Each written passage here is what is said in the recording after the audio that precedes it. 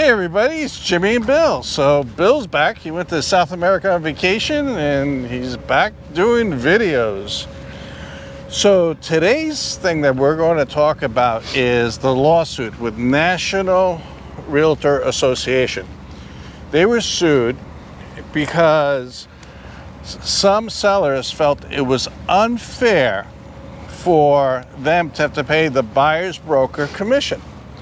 And they lost the lawsuit. It's going to be appealed, but I'm going to give my opinion. I'm not even a realtor, but I'm going to give my opinion how I think it's going to hurt buyers at the end of the day.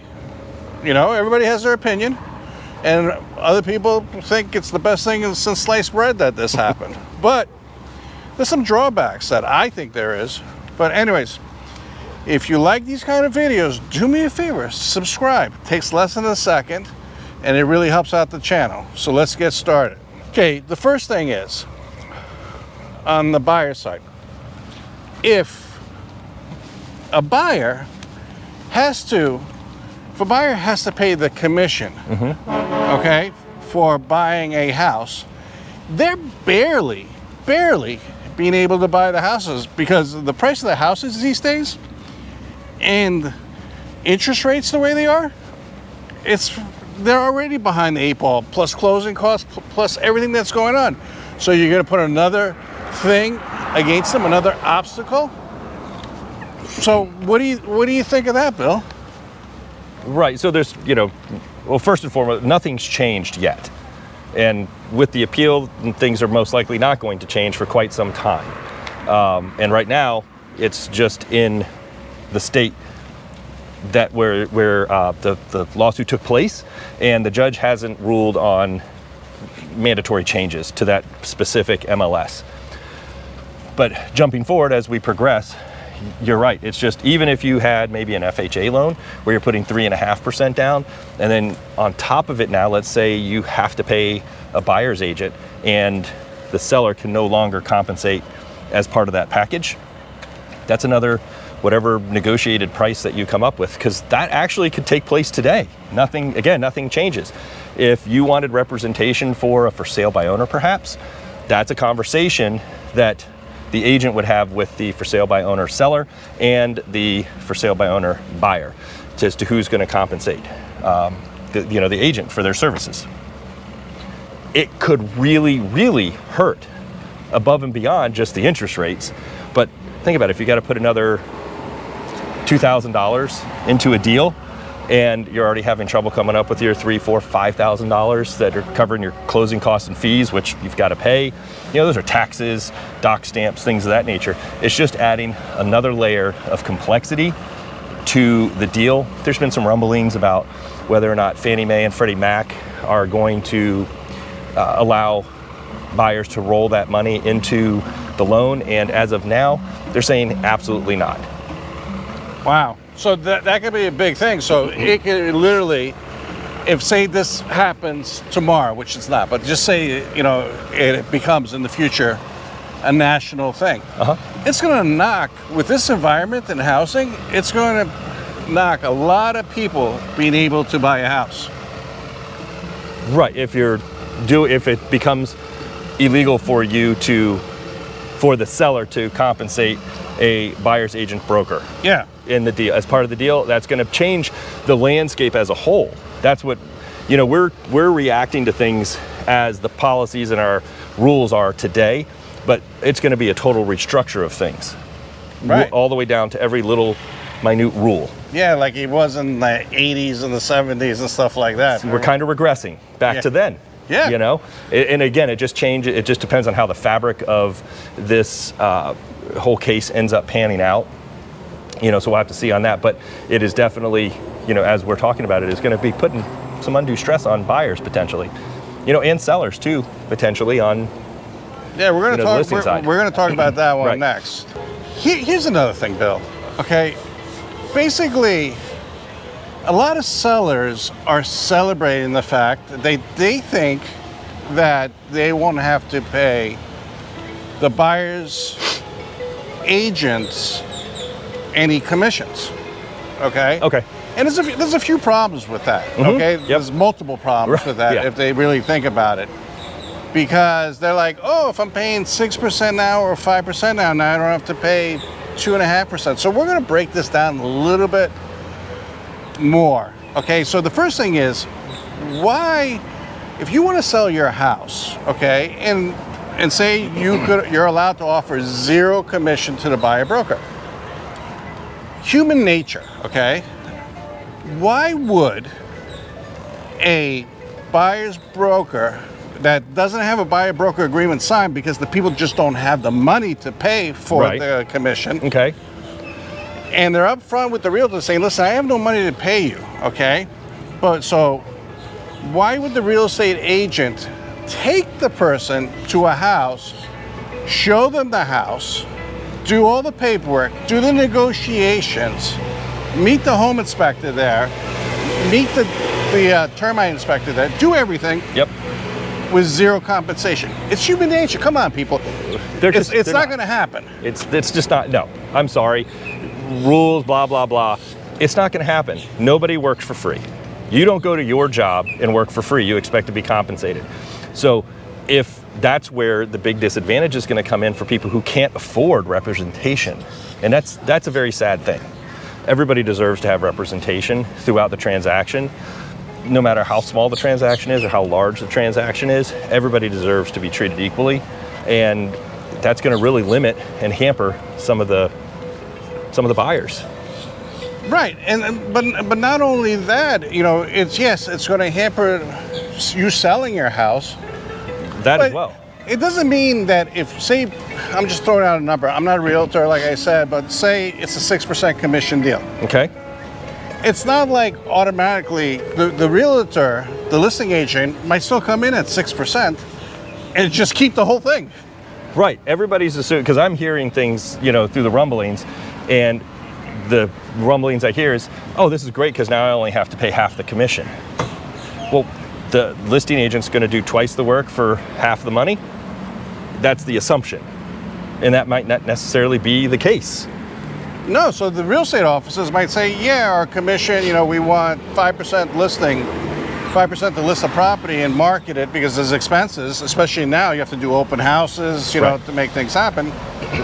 So what's going to happen is, it's not like they're going to be like, oh, the lawsuit passed nationally, we accepted it, now you have to pay 2.5. No, that's not what they're saying, because our commissions were always negotiable to begin with, and that's just across the board. I don't care what MLS you're in or what state you're in, commissions are negotiable. They always have been. I can speak to what we have here, not necessarily what we have somewhere else. You know, our listing agreement will have the first line item is what's the total commission to be paid. And then it goes down to the next level and it says, what's the cooperating broker offer from that total commission? And the seller has the options to negotiate both of those. How's it going, man? How you doing? Has the options to negotiate both of those sections. That's not written in stone. I've been on listing presentations where I get beat up on this all the time. And it boils down to, what's your value? What are you bringing to the table? So let's take this another step further. Let's say buyer's agents are gone, right? Okay. Well, they go, everybody goes, well, we have all these portals out there, you know, these forward-facing public portals. Yeah, like Zillow and Realtor. Exactly. Yeah, okay. So let's say we have that. Well, let's remember their model isn't to give you listings, it's for them to sell information to me as a realtor. That's what they're there for. So if there's no buyer's agents to buy said information, how are they going to be around? Yeah, what's the sense of them? So now you don't have that, so you would have to go to all these independent MLSs across the country. Which is the way it used to be back in the day, and there were a ton of problems. I remember buying my very, very first house, and it was, we went around, and now this is before the computers and all this stuff. So he got the keys, he drove me around in his car, looked at houses. Well, if the house wasn't in his office, he didn't necessarily show it to me either. Yeah. Because those aren't his listings, those aren't his office's listings. He didn't necessarily show me somebody else's listing from a competing office.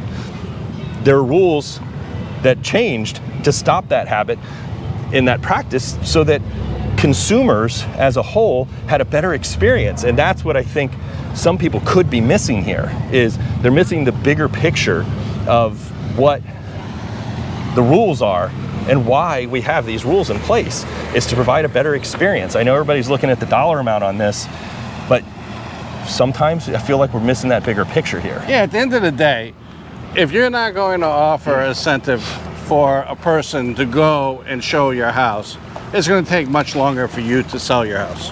End of the day. And just ask yourself, at your job, would you work for free? Would you go to work and work for free? Right. Every single day? Probably not. Yeah, that's a really good point. Here, I got another one. Here's Bill. Here's one. Okay. Okay. And so there's a lot of first-time home buyers, especially now that finally they're having an opportunity to buy a house. What I mean by that is the investors are slowing down, you know. Right.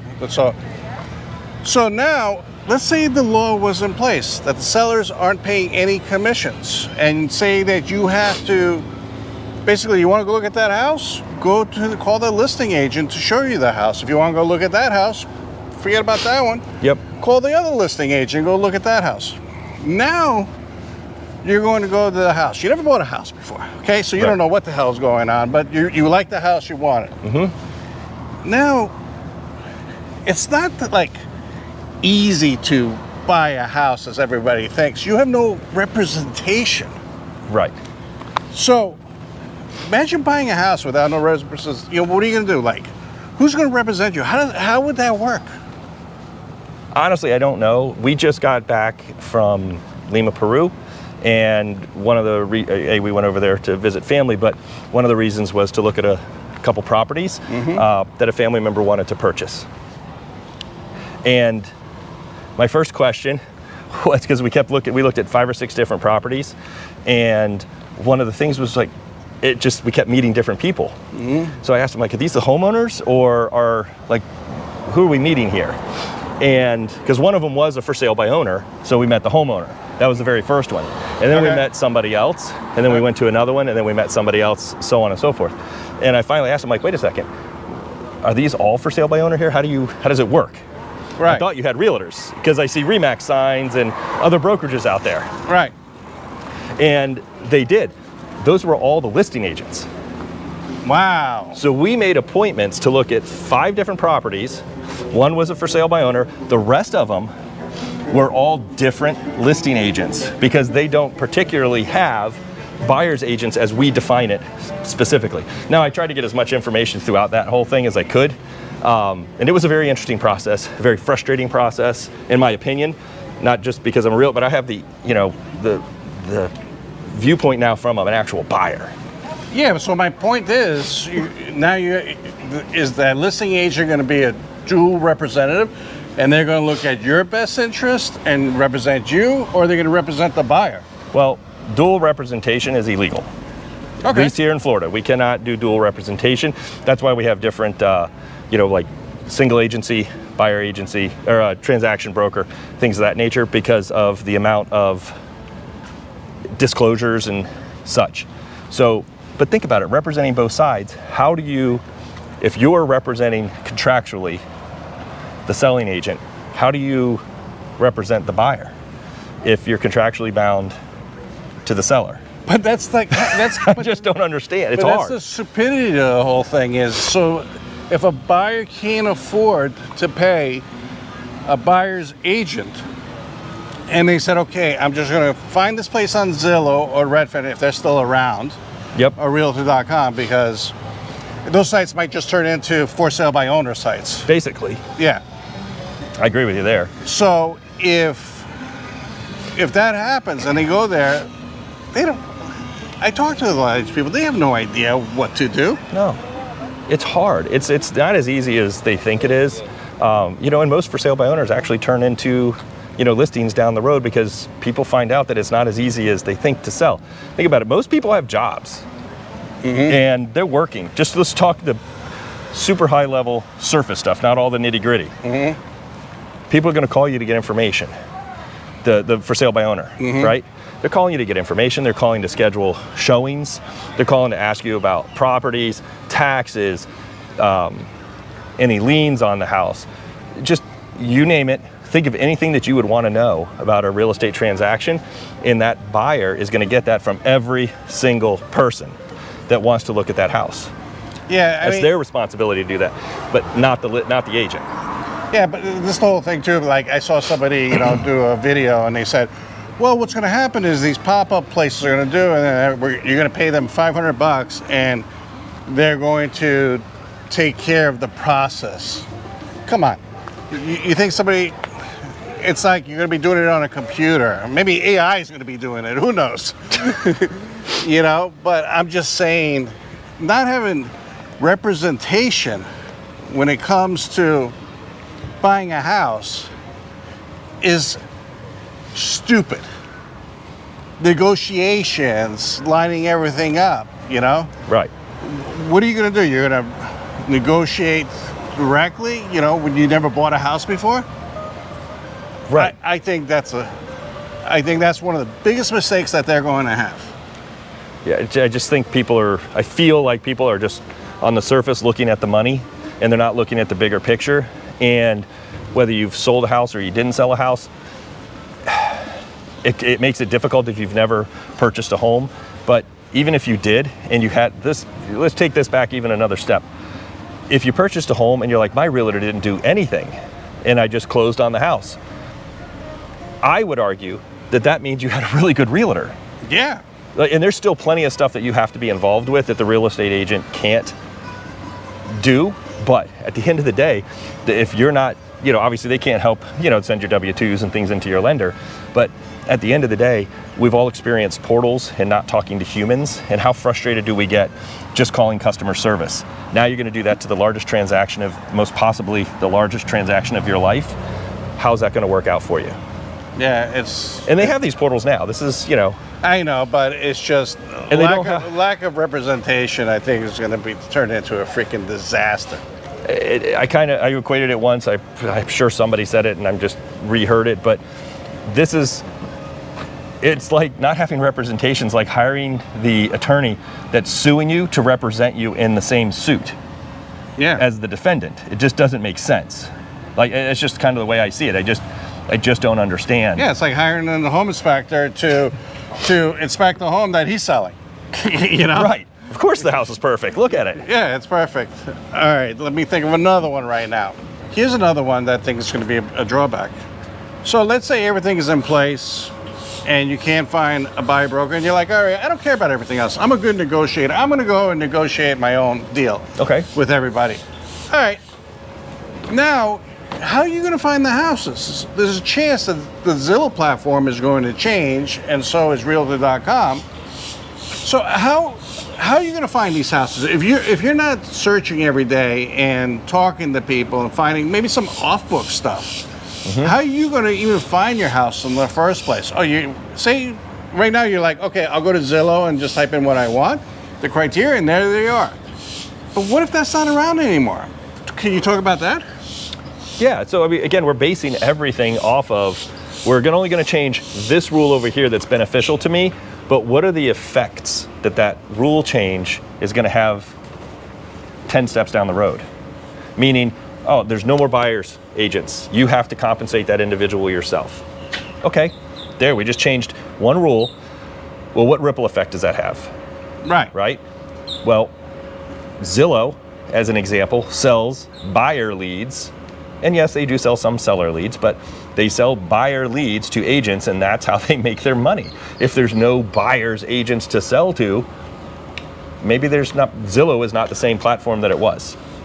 Yeah, I don't know. We don't know what's going to happen. It could be years down the line before anything happens. Again, this video is just our opinions.